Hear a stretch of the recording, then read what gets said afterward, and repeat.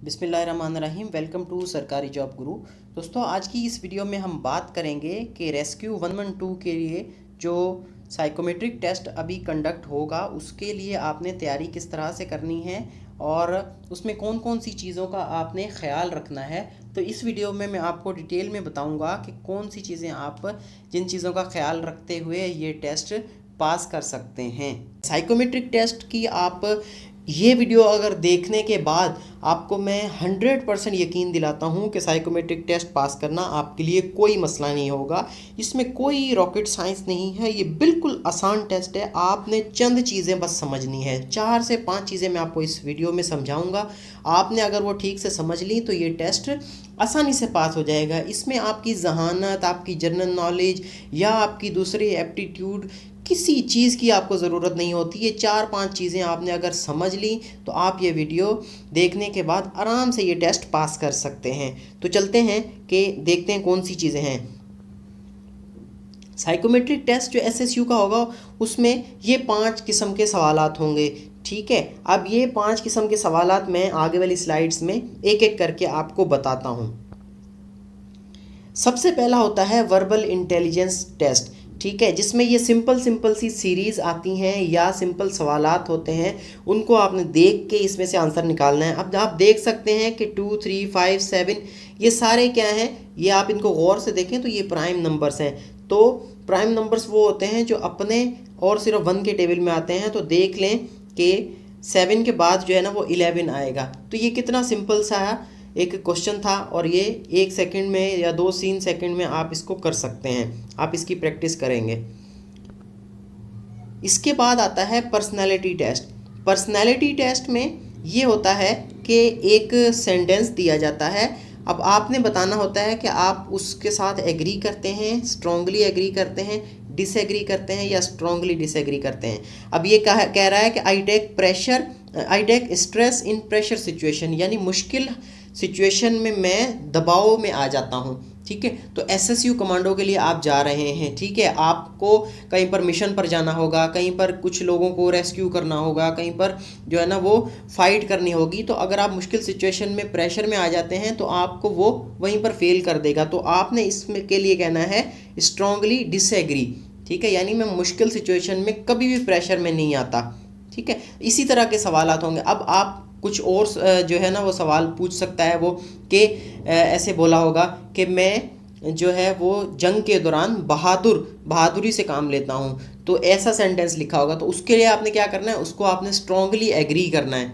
ठीक है, समझ गए बात को। तो इस तरह से आपने लेके चलना है। ठीक है, यानी जो चीज़ आपकी उसके ख़िलाफ़ है तो आपने स्ट्रांगली डिसएग्री करना है। यानी मिसाल के तौर पे लिखा हो कि मैं हमेशा झूठ बोलता हूँ, तो इसको आपने स्ट्रांगली डिसएग्री कर देना है।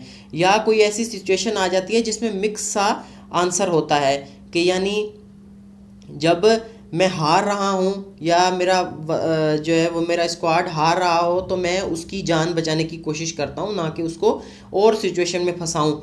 ठीक है, तो उसके लिए आपने क्या करना है, उसको एग्री करना, यानी उसमें 50-50 आपने बात करनी है।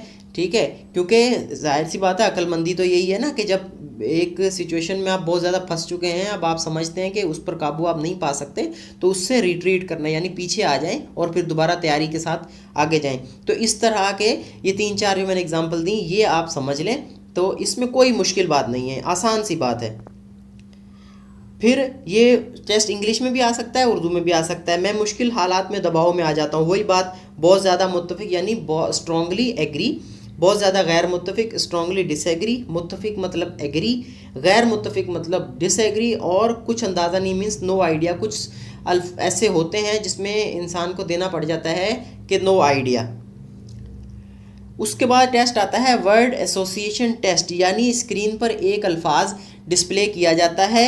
ठीक है, फिर वो उर्दू में भी हो सकता है, इंग्लिश में भी हो सकता है, कुछ भी हो सकता है। ठीक है, अब वो उस अल्फाज को देख के आपके दिमाग में क्या अल्फाज आता है आपने वो लिख देना है। मिसाल के तौर पे पहला अल्फाज है ब्लैक। ठीक है, ब्लैक वहाँ पे लिखा होगा। अब आपके जहन में जो भी अल्फाज आ रहा हो ब्लैक को देख के वो आपने लिख देना। आप ब्लैक के साथ सफ़ेद लिख सकते हैं, वाइट लिख सकते हैं। ठीक है, या कोई भी और चीज़ लिख सकते हैं। तो इस तरह से आपने उसको जो डिस्प्ले होगा उसी का दूसरा अल्फाज आपने लिखना है जो आपके माइंड में। अब सन है, ठीक है। तो सन के अगेंस्ट आप क्या करें, मून लिख दें, स्टार लिख दें, ठीक है, ये कुछ भी लिख सकते हैं, डे लिख सकते हैं, ठीक है। अब उर्दू में अगर बात कर लें तो आग, अब आग को देख के आपके माइंड में क्या आता है, आप पानी भी लिख सकते हैं, आप जो है वो और भी इस तरह की चीज़ें, सन लिख सकते हैं या मून लिख सकते हैं, या ऐसी कोई भी चीज़ जो आपके माइंड में आ रही है, चांद, सूरज, सितारे या लकड़ी, ये आप लिख सकते हैं, कोई इशू नहीं है इसमें। सुर्ख, ठीक है, यानी रेड। अब रेड को देख के आपके माइंड में क्या आ रहा है, आप वाइट लिख सकते हैं, ठीक है, ग्रीन लिख सकते हैं, इस तरह से। दरख्त, दरख्त क्या लकड़ी होती है, या दरख्त का रंग क्या होता है, ग्रीन होता है, तो कुछ भी। सिपाही, सिपाही का मतलब बहादुरी, कुछ भी लिख सकते हैं आप।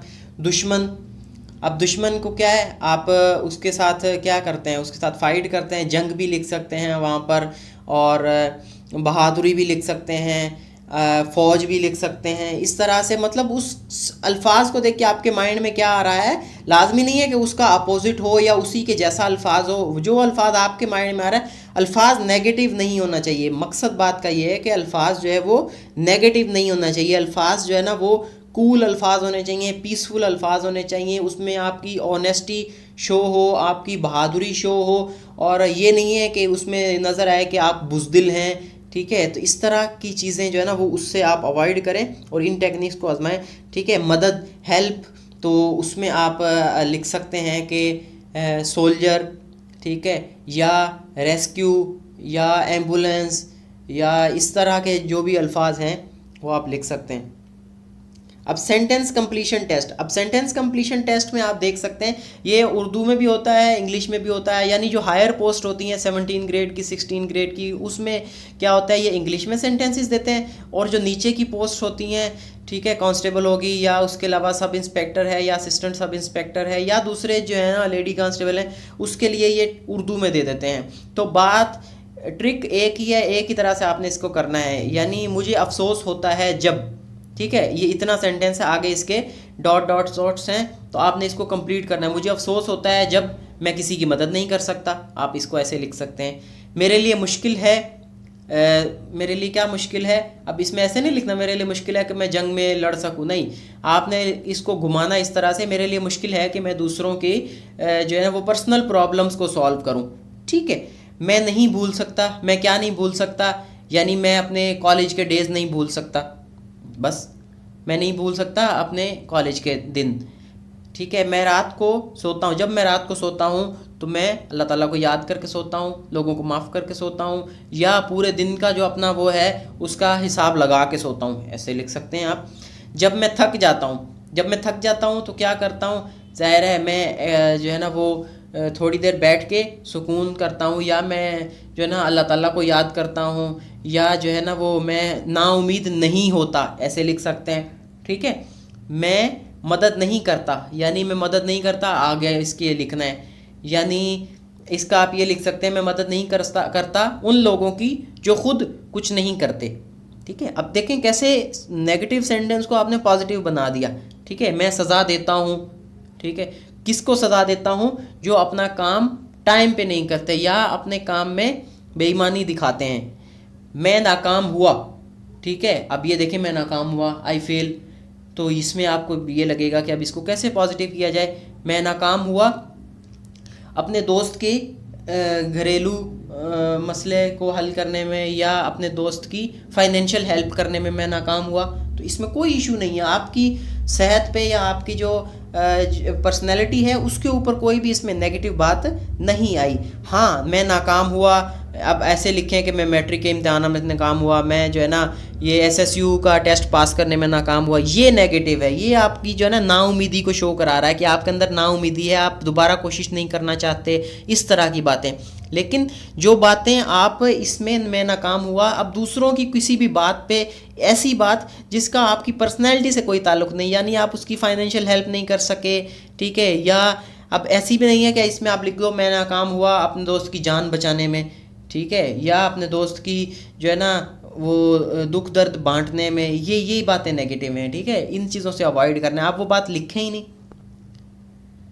अब आता है फिर एक डिसीजन मेकिंग टेस्ट होता है, यानी सिनेरियो बेस्ड एक टेस्ट होता है, जिसमें वो आपको दे सकता है, फ़र्ज़ करें आप एक रेस्क्यू मिशन पर हैं, मिशन के दरमियान में आपके एक अहम साथी को सेहत का संगीन मसला दरपेश आ गया है, आप मिशन की तकमील को मद्देनज़र रखते हुए सूरत हाल को कैसे संभालेंगे। मतलब आप एक मिशन पर हैं, अब जो बंदा मेन है आपकी टीम का, उसको कोई हेल्थ का प्रॉब्लम आ गया अचानक, ठीक है, या उसको उसकी फैमिली की तरफ से कोई प्रॉब्लम आ गया या कुछ भी, अब वो बंदा जो है ना वो मिशन से जाना चाह रहा है, क्विट करना है। अब आपने किस तरह से मिशन को डील करना है, किस तरह से मिशन को हैंडल करना है, तो ये आपकी उस पर है।